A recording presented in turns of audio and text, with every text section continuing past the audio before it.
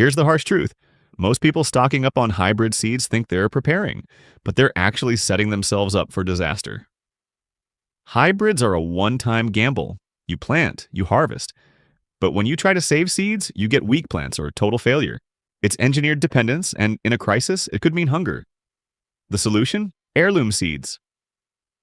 Unlike hybrids, heirlooms breed true. Plant once, save the seeds, and you'll have reliable harvests year after year. These varieties have survived wars, droughts, and famines because they're tough, productive, and built for survival. Every plant becomes a seed factory, multiplying your food security with each season. But not all heirlooms are equal. Some produce higher yields, store longer, and adapt better to changing conditions.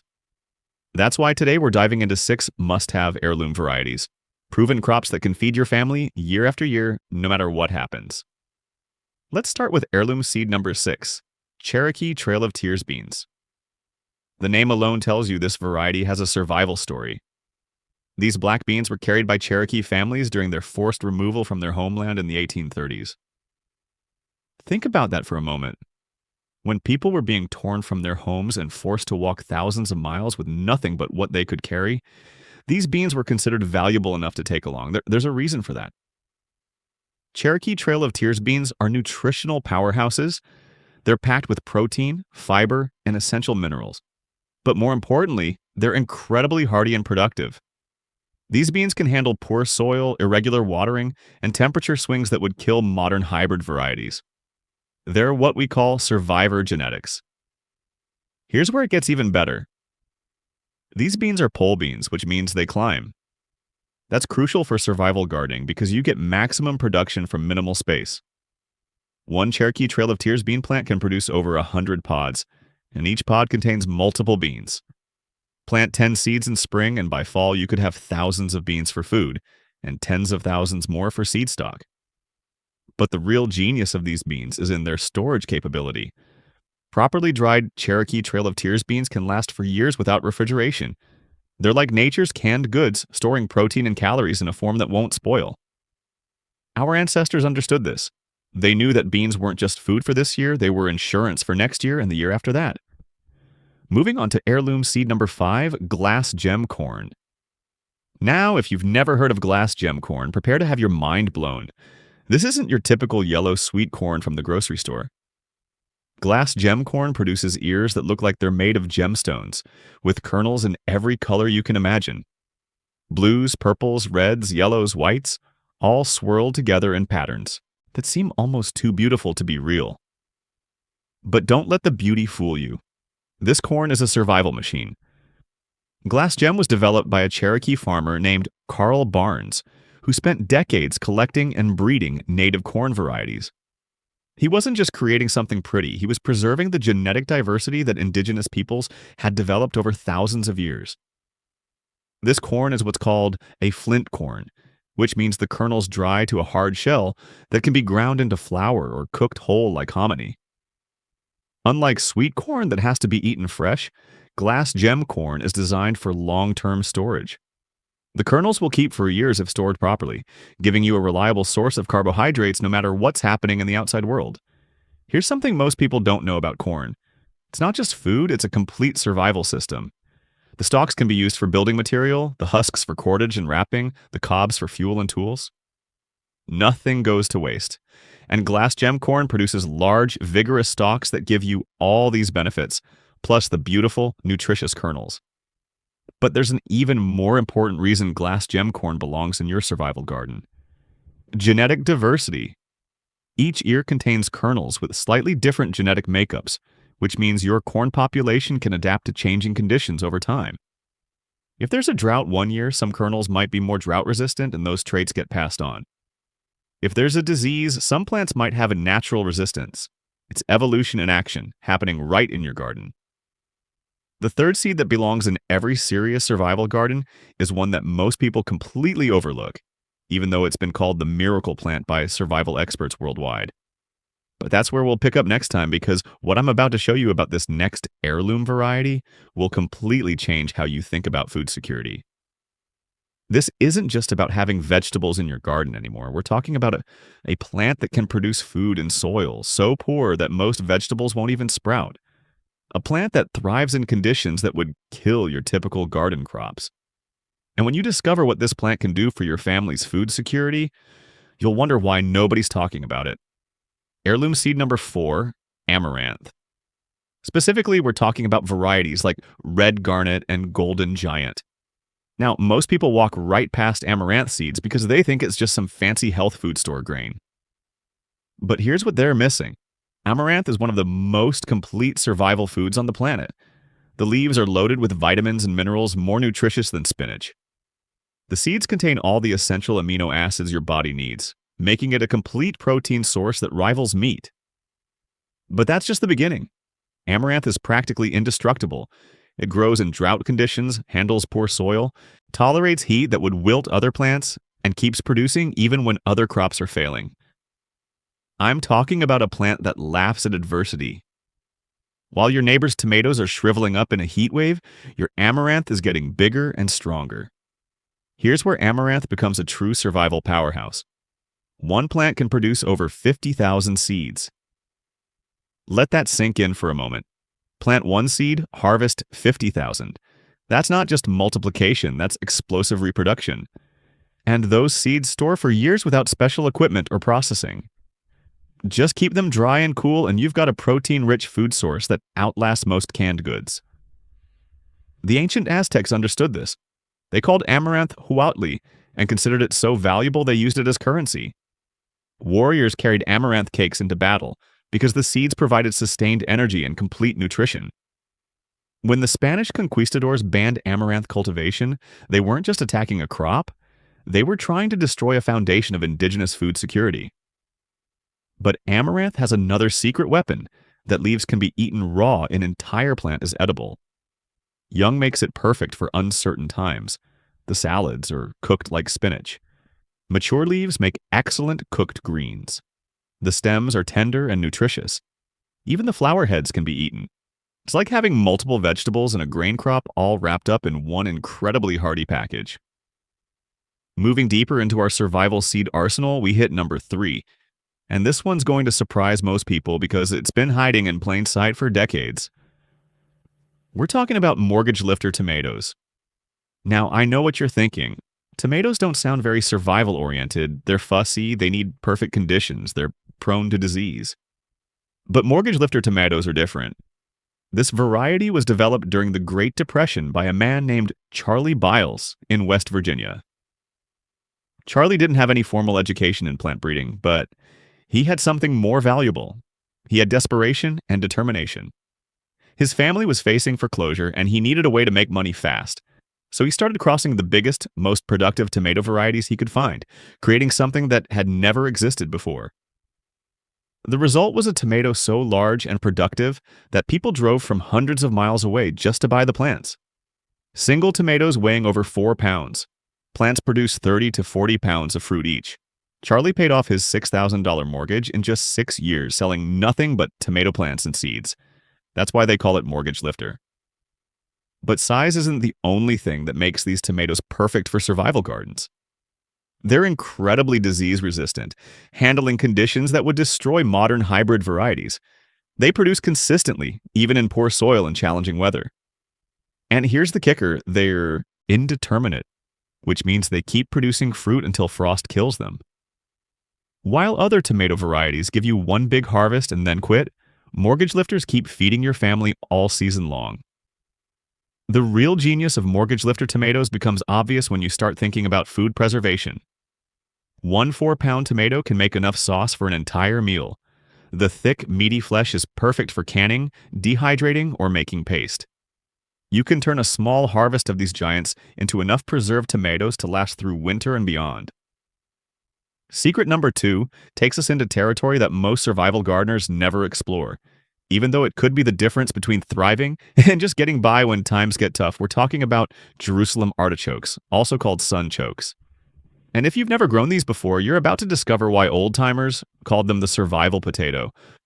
Jerusalem artichokes aren't actually artichokes, and they're not from Jerusalem. They're native North American sunflowers that produce edible tubers underground. But here's what makes them absolutely perfect for survival situations. They're virtually indestructible, they multiply like crazy, and they provide carbohydrates that store themselves right in the ground. Plant one Jerusalem artichoke tuber in spring, and by fall you'll have dozens of tubers in the same spot. Each plant can produce 10 to 20 pounds of food, and you don't have to harvest it all at once. The tubers stay fresh in the ground all winter, essentially turning your garden into a living root cellar. When you need food, you just dig up what you want. No canning, no dehydrating, no special storage equipment required. But Jerusalem artichokes have a secret that makes them even more valuable for long-term survival. They spread. Not in an invasive, problematic way, but in a controlled expansion that increases your food production year after year without replanting. A small patch of Jerusalem artichokes becomes a larger patch, then a food forest that can feed your family indefinitely. Native American tribes understood this perfectly. They cultivated Jerusalem artichokes as a staple food source because the plants required almost no maintenance once established. They could survive droughts, floods, and harsh winters that would kill other crops. Warriors and travelers could always find food by knowing where the sunchoke patches were located. The nutritional profile of Jerusalem artichokes makes them even more attractive for survival situations. They're loaded with inulin, a type of carbohydrate that feeds beneficial gut bacteria and helps regulate blood sugar. They contain potassium, iron, and thiamine. But most importantly, they provide steady, sustained energy without the blood sugar spikes you get from processed foods. Here's something most people don't know about Jerusalem artichokes. The tops of the plants produce small sunflowers that attract beneficial insects and provide additional food in the form of sunflower seeds. So you're getting tubers from below ground and seeds from above ground, maximizing your food production from the same space. Now we're getting to the heavyweight champion of survival seeds, and this one has been quietly feeding families through disasters, wars, and economic collapses for over 3 centuries. When you understand what this plant can do, you'll realize why it belongs in every serious preparedness plan. But the story behind this seed is just as important as its survival capabilities. We're talking about seed number 1, and this is where things get serious. Three Sisters corn, beans, and squash. But not the way most people think about it. See, when most folks hear about Three Sisters planting, they picture some quaint Native American gardening technique that's nice for history lessons, but not practical for real survival. They couldn't be more wrong. The Three Sisters system isn't just gardening, it's agricultural engineering that's been feeding people through catastrophes for over 1,000 years. And when you plant these 3 crops together using heirloom varieties, something magical happens. The corn provides a natural trellis for the beans. The beans fix nitrogen in the soil, feeding the corn and squash. The squash leaves shade the ground, retaining moisture and preventing weeds. It's a self-sustaining ecosystem that produces more food per square foot than any modern monoculture system. But here's what makes this combination absolutely lethal for survival situations. Together, these 3 plants provide complete nutrition. The corn gives you carbohydrates and calories. The beans deliver protein and essential amino acids. The squash provides vitamins, minerals, and healthy fats from the seeds. You could literally survive indefinitely on nothing but these 3 crops. And indigenous peoples did exactly that for centuries. Now, you can't just grab any corn, beans, and squash and expect this to work. You need specific heirloom varieties that have been selected to work together. For corn, you want something like Hopi Blue or Pennsylvania Dutch Butter flavored. These are sturdy varieties that produce strong stalks capable of supporting climbing beans. For beans, Cherokee Trail of Tears works perfectly, but you could also use runner beans or lima varieties like Christmas lima or Henderson bush. For squash, this is where most people make their biggest mistake. They plant summer squash like zucchini, which produces for a few weeks and then dies. But survival gardening is about long-term food storage, which means you want winter squash varieties. Hubbard, Burgess Buttercup, or Pennsylvania Dutch Crookneck. These produce squash that can store for 6 months or longer without refrigeration. One mature winter squash can feed a family for several meals, and the seeds inside can be roasted for additional protein and planted next year for more squash. The genius of the E-or-I, Three Sisters system becomes obvious when you calculate the numbers. A properly planted Three Sisters garden can produce over 2,000 pounds of food per quarter acre. That's enough calories and protein to feed a family of 4 for an entire year. And because you're growing heirloom varieties, every harvest gives you the seeds for next year's planting, making you completely independent from outside seed sources. But there's another layer to this system that most people never discover. The Three Sisters method creates what permaculture experts call a guild, a group of plants that support each other in multiple ways. The corn stalks don't just support beans, they also create microclimates that protect the other plants from wind and extreme temperatures. The bean-up compacted soil, improving roots don't just fix nitrogen, they also break drainage and root penetration for the other crops. The squash leaves don't just prevent weeds and retain moisture, they also create habitat for beneficial insects that pollinate the other plants and control pests naturally. It's a closed-loop system that gets stronger and more productive over time, the exact opposite of conventional agriculture that depletes soil and requires constant inputs. Here's something that will blow your mind about Three Sisters plantings. They actually enrich the soil year after year instead of depleting it. The beans fix nitrogen, the corn's deep roots break up and aerate the soil, and the squash leaves create a living mulch that adds organic matter as they decompose. The result is richer, more productive soil with every growing season. After 5 years of planting the Three Sisters, your soil will be healthier than when you started, and your harvests will be bigger. Now, timing is critical when you're planting a Three Sisters garden. You can't just throw all the seeds in the ground at once and hope for the best. The corn needs to be planted first and given about 2 weeks to establish. Once the corn is 4 to 6 inches tall, you plant the beans around the base of each corn stalk. The squash goes in last, planted in hills between the corn rows after both corn and beans are well established. This staggered planting ensures that each crop has the support it needs without competition during the critical early growth stages. The corn gets a head start so it can develop strong stalks before the beans start climbing. The beans get established root systems before the squash starts spreading and potentially shading them out. But here's where most people stumble with Three Sisters planting. They try to apply modern spacing and fertilization techniques to an ancient system. Big mistake. Three Sisters gardens are planted much closer together than conventional gardens, with corn stalks only 18 inches apart and multiple bean and squash plants in each hill. This dense planting is what creates the mutual support system that makes the method work. You also can't fertilize a Three Sisters garden the way you would individual crops. The bean plants are doing the fertilizing naturally, so adding nitrogen fertilizer actually disrupts the balance and can cause problems. The system is designed to be self-sufficient, and outside inputs often do more harm than good. The harvest strategy for Three Sisters gardens is different too. Instead of harvesting everything at once like you might with a conventional garden, you harvest in stages throughout the growing season. Fresh corn and beans can be eaten during summer, while the mature dried corn and beans are harvested in fall along with the winter squash. This gives you fresh food during the growing season and stored food for winter and beyond. But perhaps the most important aspect of Three Sisters gardening for survival situations is its resilience. Because you have 3 different crops growing together, you're protected against single crop failures. If drought affects the corn, the beans and squash might still produce.